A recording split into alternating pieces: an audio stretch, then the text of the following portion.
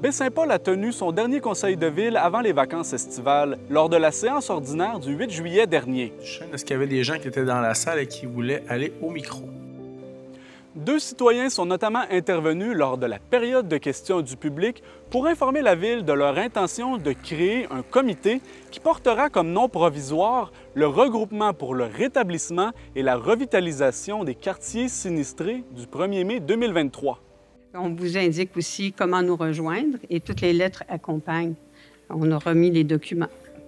Dans le document qui a été fourni aux médias, il est indiqué que cette nouvelle entité pourrait mener différentes actions, telles que des poursuites pour harcèlement et menaces, une demande de destitution ou même un recours collectif contre le service d'urbanisme de la Ville de Baie-Saint-Paul. Rencontré à la suite de la séance du Conseil, le maire Michael Pilote commente l'initiative. C'est leur droit, hein? C'est une société de droit. Évidemment, je ne partage pas là, les différentes choses que vous venez de nommer là, qui sont dictées par les gens du comité. On verra la suite des choses. Moi, ce que je peux dire, c'est que la Ville de Baie-Saint-Paul travaille en collaboration avec les sinistrés. Est-ce qu'on travaille toujours avec un comité? Non, mais on travaille avec les citoyens. Et moi, quand il y a une demande qui est faite à la Ville, c'est le nom du propriétaire. Moi, le nom que je dois rappeler, que l'équipe, en fait, doit rappeler, c'est le propriétaire. C'est pas...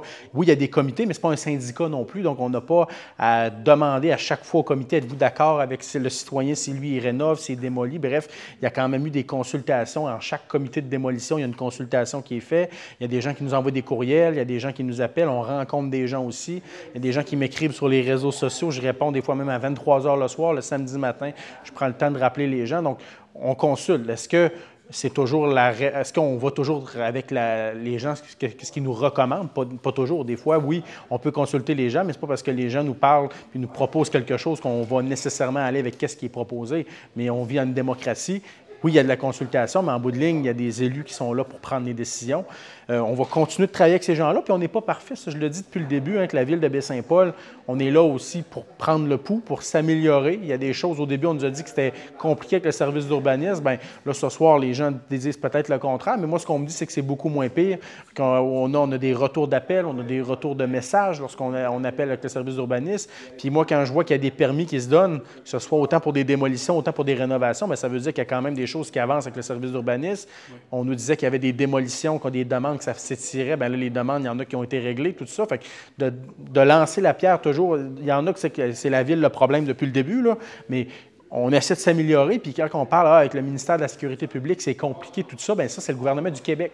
Puis ça, je réfère peut-être plus les gens au niveau de la députée provinciale, mais pour ce qui est de la Ville, qu'est-ce qui concerne les permis de rénovation, les permis de démolition, je pense qu'on avance à ce niveau-là.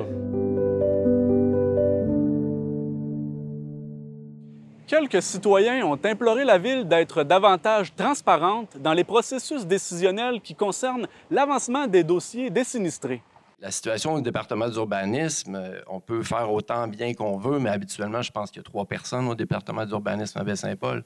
Un citoyen a notamment réclamé que la Ville augmente ses effectifs à l'embauche du service d'urbanisme afin de mieux accompagner les familles qui ont été impactées par les inondations. Ce citoyen souhaiterait par exemple que la Ville alloue des sommes supplémentaires au service d'urbanisme en allant puiser dans les excédents budgétaires de l'exercice financier de 2023. Ce surplus budgétaire non affecté représente 3,6 millions de dollars. Le surplus de la Ville, ça, c'est le surplus général. Puis, tu sais, les inondations, la Ville a quand même investi beaucoup, puis c'est pas terminé. Lorsqu'il va y avoir éventuellement de la réfection de certains ouvrages de protection au centre-ville, la Ville va devoir mettre encore plusieurs dollars, puis ça, on parle dans les millions. C'est pas encore terminé. Et le surplus, oui, les inondations, on met encore notre quotidien dans les inondations. J'ai des rencontres à tous les jours. Si quelqu'un veut venir passer une journée avec moi ou une semaine, il va voir qu'à chaque jour, on parle des inondations. On a encore des appels avec des ministères.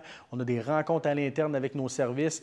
On prend le temps encore d'en discuter, de trouver des solutions pour la suite des choses. Mais j'ai quand même plusieurs personnes dans Baie-Saint-Paul aussi qui n'ont pas été touchées par les sinistrés. Puis demain matin, dire qu'on envoie le surplus là-dedans, je ne suis pas sûr que les autres citoyens de Baie-Saint-Paul seraient tous en accord avec ça, puisque moi, il y a bien des gens qui me disent « je paye des taxes, je veux qu'on refasse la rue en avant de chez moi parce qu'il y a plusieurs nids de poules. Moi, je veux que l'aréna, justement, on ait des événements. Je veux qu'à la fête nationale, on ait des artistes.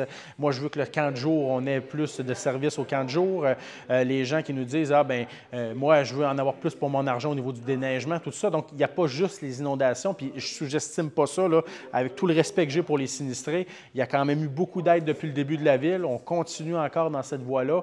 On va être là encore là, pour la suite des choses. Il y a eu le programme aussi là, du ministère de la Culture. On parle de 750 000 $. Il y a les programmes pour la rénovation des infrastructures. Il y a le programme d'aide du ministère de la Sécurité publique pour aider les gens à la rénovation ou encore pour avoir une indemnisation à la démolition. La ville est quand même là. On ne peut pas dire qu'il n'y a pas eu, puis ça, c'est en collaboration avec le gouvernement, mais on ne peut pas dire qu'il n'y a pas eu d'aide puis que tout est allé à l'extérieur des inondations. Puis on va continuer d'être là pour la suite des choses. Le Conseil de ville a également fait augmenter le budget qui sera alloué pour la réfection du bâtiment ou loge Maison-Mère.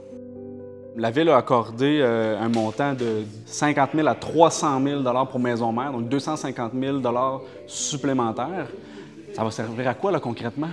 Bien, c'est pour justement le maintien là, des actifs. Là. On sait que c'est un bâtiment là, qui a quand même plusieurs années d'utilisation. Donc, ce qu'on veut, c'est être aux normes du Code du bâtiment. C'est une grosse révision, là? Bien, c'est dans le bloc 4, 5, 6. Ce qu'on veut, c'est de répondre aux différentes normes du Code du bâtiment. Donc, c'est des travaux là, qui auront lieu prochainement à ce niveau-là. Y a-t-il des liens avec un centre de recherche qui serait... Non, il n'y a aucun lien là, avec un possible centre de l'INRS. Super. Merci beaucoup d'avoir été avec nous aujourd'hui. Ça fait plaisir.